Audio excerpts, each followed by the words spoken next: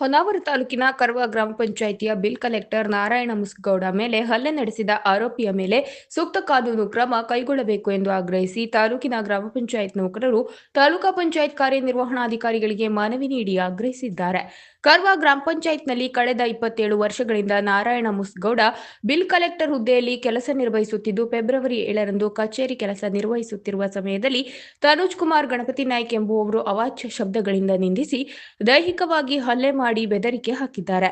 ಈ ಬಗ್ಗೆ ನಾರಾಯಣ ಮುಸ್ಗೌಡ ಇವರು ಪೊಲೀಸ್ ಠಾಣೆಯಲ್ಲಿ ಪ್ರಕರಣ ದಾಖಲಿಸಿದ್ದರು. ನಂತರ ಈ ಬಗ್ಗೆ ಸಂಘಟನೆಯ ವತಿಯಿಂದ ತಾಲೂಕಾ ಪಂಚಾಯತ್ ಕಾರ್ಯನಿರ್ವಹಣಾಧಿಕಾರಿಗಳಿಗೆ ಹಾಗೂ ಪೊಲೀಸ್ ಠಾಣೆಗೆ ಕ್ರಮ ಕೈಗೊಳ್ಳುವಂತೆ ಮನವಿ ನೀಡಿದರೂ ಯಾವುದೇ ಪ್ರಯೋಜನವಾಗಿಲ್ಲ. ಗ್ರಾಮ ಪಂಚಾಯತ್ ಸಿಬ್ಬಂದಿಗಳು ಕನಿಷ್ಠ ವೇತನದಲ್ಲಿ ಗರಿಷ್ಠ ಸೇವೆಯಲ್ಲಿ ಕೆಲಸ ನಿರ್ವಹಿಸುತ್ತಿದ್ದೇವೆ.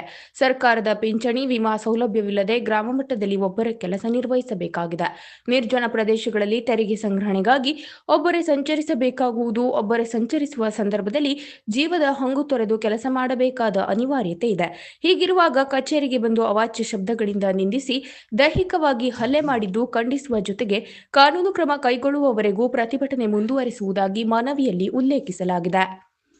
ಮನವಿ ಸ್ವೀಕರಿಸಿದ ತಾಲೂಕಾ ಪಂಚಾಯತ್ ವ್ಯವಸ್ಥಾಪಕರಾದ ರಾಮ ಭಟ್ ಮಾತನಾಡಿ, ಈ ಹಲ್ಲೆ ಕೇವಲ ಒಂದು ವ್ಯಕ್ತಿಗೆ ಮಾತ್ರ ಸೀಮಿತವಾಗಿಲ್ಲ. ನಮ್ಮ ಇಲಾಖೆಯ ಮೇಲೆ ನಡೆದ ವ್ಯವಸ್ಥಿತ ಹಲ್ಲೆಯಾಗಿದ್ದು, ಇದರ ಬಗ್ಗೆ ಪೊಲೀಸ್ ಇಲಾಖೆಗೆ ದೂರನ್ನು ನೀಡಲಾಗಿದ್ದು, ಆರೋಪಿಗೆ ಶಿಕ್ಷೆ ಆಗಬೇಕು ಮತ್ತು ತಾಲೂಕಾ ಪಂಚಾಯತ್ ತಮ್ಮ ಪರವಾಗಿದೆ ಎಂದರು. ವಿಷಾದ ಇದೆ. ಯಾಕೆಂದರೆ ಇದು ಒಂದು ವ್ಯಕ್ತಿಯ ಮೇಲೆ ನಡೆದಂಥ ಹಲ್ಲೆ ಅಲ್ಲ, ಇದು ನಮ್ಮ ಇಲಾಖೆಯ ಮೇಲೆ, ಒಂದು ವ್ಯವಸ್ಥೆಯ ಮೇಲೆ ನಡೆದಂಥ ಹಲ್ಲೆ. ಈ ಬಗ್ಗೆ ನಾವು ಈಗಾಗಲೇ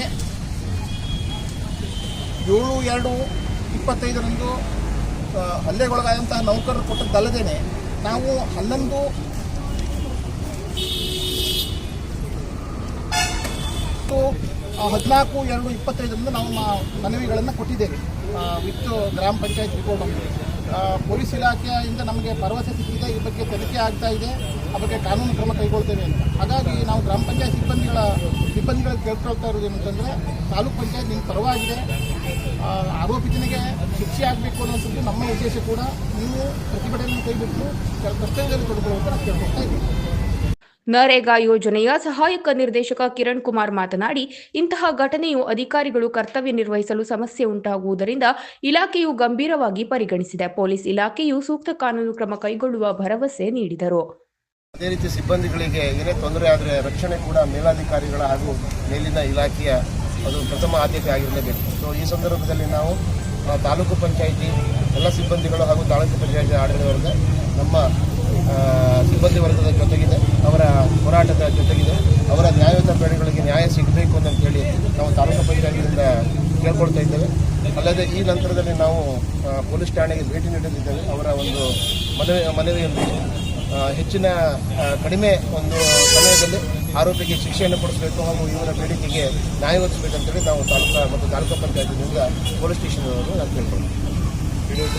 ಪಿಡಿಒ ಸಂಘದ ಕಾರ್ಯದರ್ಶಿ ಉದಯ್ ಕುಮಾರ್ ಆರೋಪಿಯನ್ನು ಬಂಧಿಸಿ ಸೂಕ್ತ ಕಾನೂನಿನ ಕ್ರಮ ಕೈಗೊಳ್ಳಬೇಕು ಎಂದು ಆಗ್ರಹಿಸಿದರು. ವಿವಿಧ ಸಂಘಟನೆಯ ಪ್ರಮುಖರು ಪ್ರತಿಭಟನೆಯ ಸ್ಥಳಕ್ಕೆ ಭೇಟಿ ನೀಡಿ ಬೆಂಬಲ ವ್ಯಕ್ತಪಡಿಸಿದರು. ಮುಂಜಾನೆಯಿಂದ ಸಾಯಂಕಾಲದವರೆಗೂ ಪಂಚಾಯಿತಿ ಸಿಬ್ಬಂದಿಗಳು ಪ್ರತಿಭಟನೆಯಲ್ಲಿ ಪಾಲ್ಗೊಂಡಿದ್ದರು.